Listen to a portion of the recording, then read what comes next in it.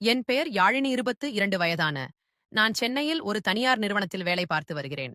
அலுவலகத்திற்கு தினமும் புடவை கட்டி செல்வது எனக்கு மிகவும் பிடிக்கும்.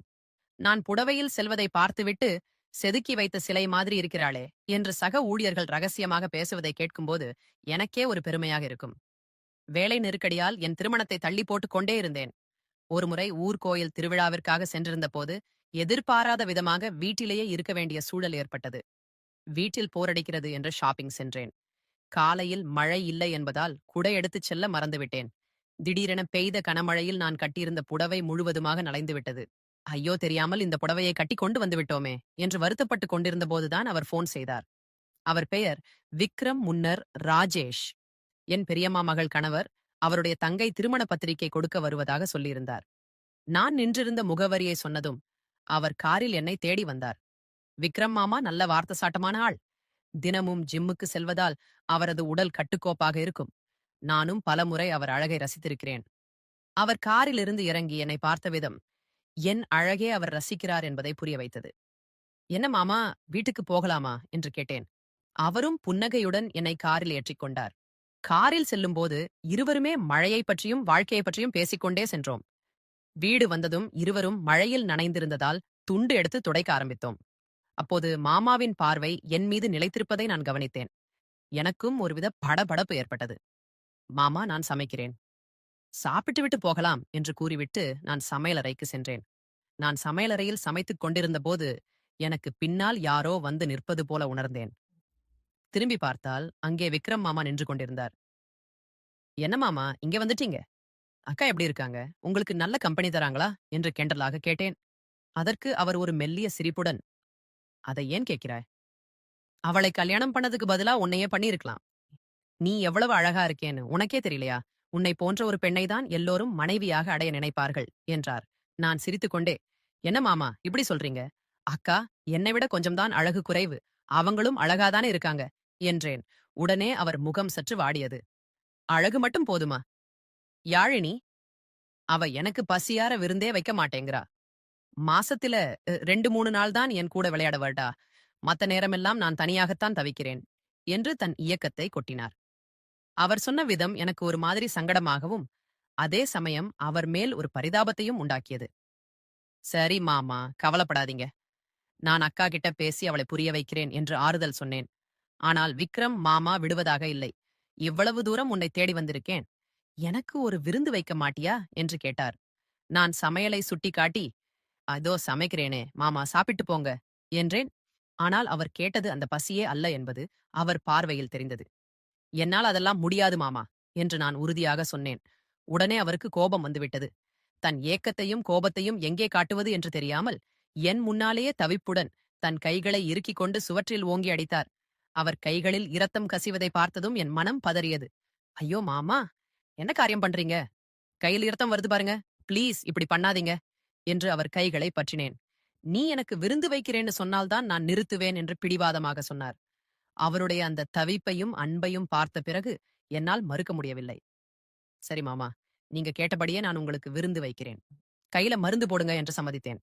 அந்த ஒரு வார்த்தைக்காகவே அவர் காத்திருந்தது போல என் கைகளை பற்றி கொண்டார். நான் சம்மதித்த அடுத்த நொடி விக்ரம் மாமாவின் கண்களில் ஒரு புதிய பிரகாசம் தெரிந்தது. சமையலறையில் அவர் கேட்டதை விடவும் ருசியான உணவுகளை சமைத்து அவருக்கு பரிமாறினேன். ஒவ்வொரு பிடியையும் அவர் ரசித்து சாப்பிட்டார். மாமா, சமையல் எப்படி இருக்கு? எது உங்களுக்கு ரொம்ப பிடிச்சிருக்கு என்று கேட்டேன். அவர் என் கைகளை பற்றிக் கொண்டு, எல்லாமே அமிர்தமாய் இருக்கு. யாழினி சமைச்ச இந்த அழகான கைகளுக்கு தங்க வளையல் தான் போடணும் என்று சொல்லி உணர்ச்சியுடன் என்னை அணைத்துக் கொண்டார். நீ ரொம்ப அழகாயிருக்க என்று கூறி என் நெற்றியில் ஒரு முத்தத்தை பதித்தார். பின்பு மெல்ல என்னை ஏந்தி மெத்தையை நோக்கி தூக்கிச் சென்றார். மெத்தையில் என்னை படுக்க வைத்துவிட்டு தன் சட்டையை கழற்றினார். ஜிம்முக்கு சென்று அவர் வளர்த்திருந்த அந்த கட்டுக்கோப்பான உடலை முதல் முறை நேருக்கு நேர் பார்த்தபோது எனக்கே ஒரு கணம் மூச்சு நின்றது. கிராமத்து தென்றலாக இருந்த நான் நகரத்து மின்னலின் பிடியில் சிக்கியது போல் உணர்ந்தேன். விக்ரம் மாமா என் அருகே மெல்ல படர்ந்து என் காதரிகை குனிந்து ஏன் அப்படி பார்க்கிறாய் என்று ரகசியமாக வினவினார். அவர் மூச்சு காற்று என் கழுத்தில் பட்டதும் உடல் முழுவதும் ஒருவித சிலிர்ப்பு ஏற்பட்டது. அவரது விரல்கள் என் இதழ்களோடு விளையாடத் தொடங்கின. எனக்கு நீ வேணும், யாழினி இப்போதே வேணும் என்று அவர் மூச்சு வாங்க சொல்ல என் முகம் சிவந்தது. அவரது கைகள் எண்ணியிடையே இறுக்கமாக பற்றின. எனக்கு ஒருவித போதை கூடியதே தவிர துளியும் குறையவில்லை. அவர் என் மீது படர்ந்து என் கால்களுடன் தன் கால்களை பின்னிக் கொண்டார். இருவருடைய இதய துடிப்பும் ஒரே சீராக ஒலித்தது. அந்த அறையின் மௌனத்தில் எங்கள் உணர்ச்சிகள் மட்டும் அரும்புகள் போல் மலரத் தொடங்கின. சுமார் 20 நிமிடங்களுக்குப் பிறகு என் நெற்றியில் ஒரு முத்தமிட்டு என் இடுப்பை வருடியபடி எனக்கு ஓய்வு கொடுத்தார்.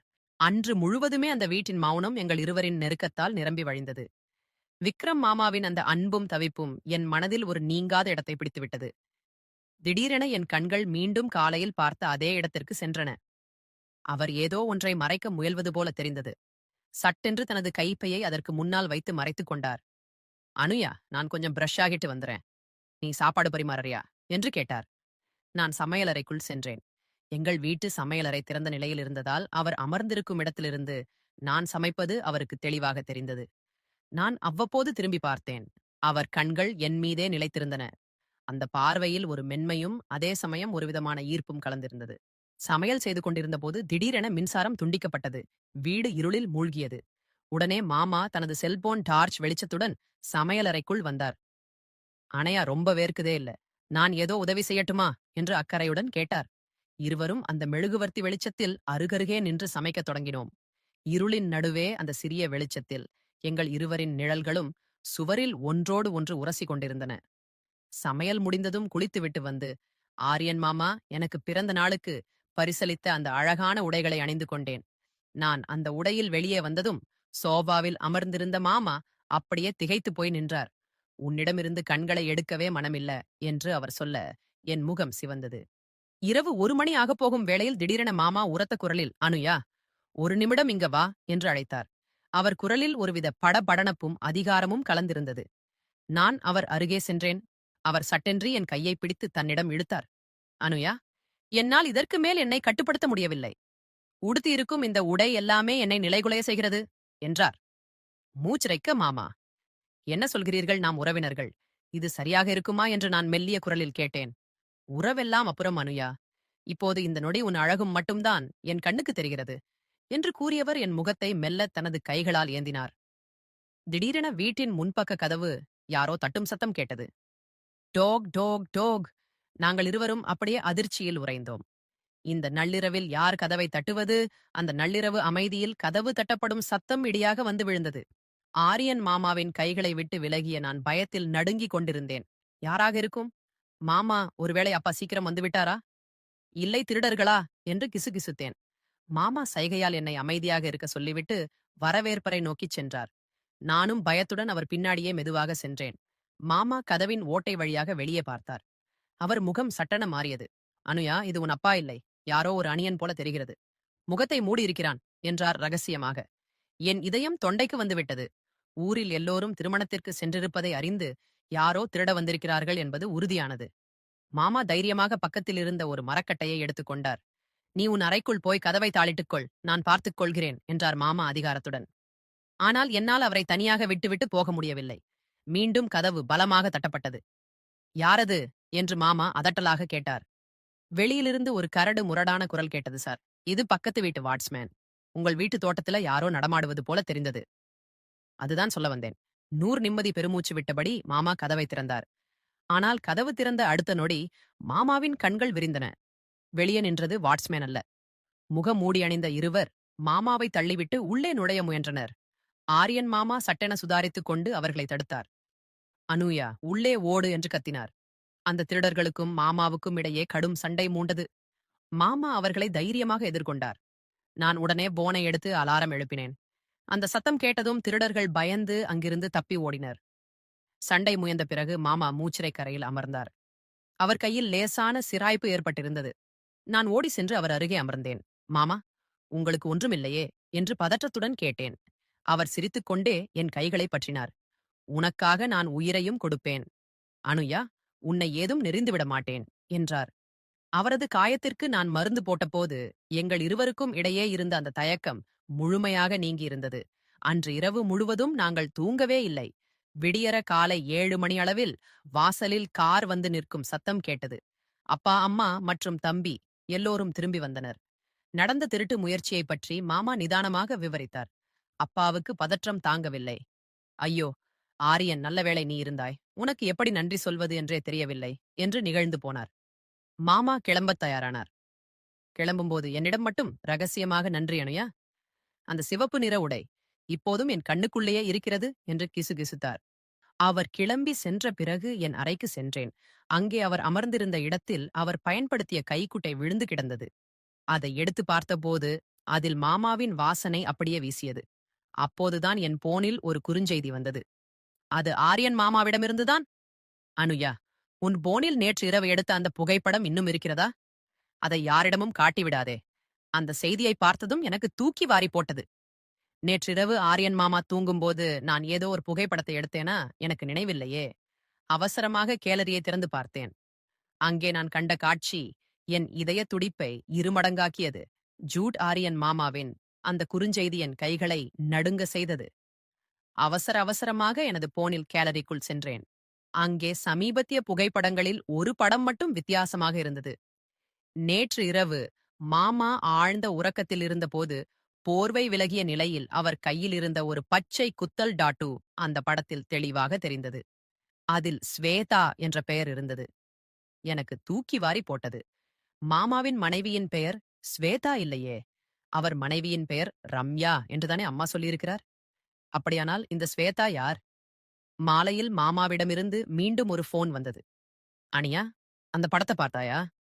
அதை யாரிடமும் காட்டாதே, குறிப்பாக உன் அப்பாவிடம். நான் இன்றிரவு உன்னை நேரில் வந்து சந்திக்கிறேன் என்றார் மிரட்டலான குரலில்.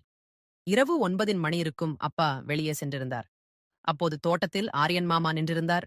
அவர் முகம் மிக இறுக்கமாக இருந்தது. அவர் ஜன்னல் அருகே வந்து, அனுயா, இதோ பார், இந்த சாவியை பத்திரமாக வைத்துக்கொள். அந்த சாவி ஒரு ரகசிய பெட்டியுடையது. அந்த பெட்டி உன் வீட்டின் பரணில்தான் மறைத்து வைக்கப்பட்டிருக்கிறது என்று கூறி ஒரு சாவியை கொடுத்தார். அப்பா வந்ததும் நான் யாரிடமும் சொல்லாமல் நள்ளிரவில் பரணில் தேடினேன். அங்கே கருப்பு துணியால் சுற்றப்பட்ட ஒரு சிறிய இரும்பு பெட்டி இருந்தது. என் கையில் இருந்த சாவி சரியாக பொருந்தியது. பெட்டியை திறந்தபோது உள்ளே சில பழைய புகைப்படங்கள், ஒரு டைரி மற்றும் ஒரு பாஸ்போர்ட் இருந்தது. அந்த பாஸ்போர்ட்டில் ஆரியன் மாமாவின் புகைப்படம் இருந்தது. ஆனால் பெயர் ராகவ் என்றிருந்தது. அந்த டைரியில் என் அப்பாவிற்கு எழுதப்பட்ட ஒரு கடிதம் இருந்தது. ரவி, உன் மகளின் பாதுகாப்பிற்காகத்தான் நான் இந்த அடையாளத்தை மாற்றிக்கொண்டேன். அந்த விபத்தில் ஸ்வேதா இறந்துவிட்டதாக நீ நினைக்கிறாய். ஆனால் அவள் உயிரோடுதான் இருக்கிறாள். அப்போது திடீரென என் பின்னால் ஒரு நிழல் அசைந்தது. திரும்பி பார்த்தால், ஆரியன் மாமா. அனுயா, உண்மையே சொல்ல வேண்டிய நேரம் வந்துவிட்டது என்றார். அவர் பேசி முடிப்பதற்குள் வாசலில் போலீஸ் ஜீப் சத்தம் கேட்டது. அப்பா பதறி எடுத்து ஓடிவர போலீசாருடன் ஒரு பெண்மணி உள்ளே நுழைந்தார். அவர்தான் ஸ்வேதா. உண்மை மெல்ல வெளிப்பட்டது. ஆரியன் மாமா உண்மையில் ராகவ். பல வருடங்களுக்கு முன்பு ஊர் விபத்தில் ராகவ் மற்றும் ஸ்வேதா இறந்துவிட்டதாக உலகம் நினைத்தது. ஆனால் என் அப்பா ராகவை மட்டும் காப்பாற்றி அவருக்கு ஆரியன் என்ற புதிய அடையாளத்தை கொடுத்து மறைத்து வைத்திருந்தார். ராகவை கொல்ல தேடிய அரசியல் புள்ளிகளிடமிருந்து அவரை காக்கவே அப்பா இந்த ரகசியத்தை சுமந்திருந்தார். ஸ்வேதாவும் ராகவும் மீண்டும் இணைந்தனர். விடிய காலை ராகவ் மாமா கிளம்பும் போது என்னிடம் சொன்னார், அந்த டைரியை எரித்துவிடு அனுயா. அது பழைய ஆரியனின் கதை. இனி நான் ராகவாக வாழப்போகிறேன். நீதான் என் மகளாக பிறந்திருக்க வேண்டியவோ. நான் மொட்டை மாடிக்கு சென்று அந்த டைரியை எரித்தேன். ஆரியன் என்ற பொய்யான அடையாளமும் ராகவ் மறைத்து வைத்திருந்த ரகசியங்களும் அந்த சாம்பலோடு கரைந்து போயின. சில மாதங்கள் கழிந்தன. ஒரு ஞாயிற்றுக்கிழமை ராகவ் மாமாவும் ஸ்வேதாவும் வீட்டிற்கு வந்தனர். பழைய கசப்புகள் மறைந்து ஒரு புதிய உறவு உருவானது. அந்த மே மாத விடுமுறை எனக்கு ஒரு உண்மையான உறவின் மதிப்பையும் தியாகத்தின் ஆழத்தையும் கற்றுக் கொடுத்தது. ஒற்றும். இந்த கதை உங்களுக்கு பிடிச்சிருந்தால் லைக் பண்ணுங்க, ஷேர் பண்ணுங்க, கமெண்ட் பண்ணுங்க. மறக்காமல் மாயா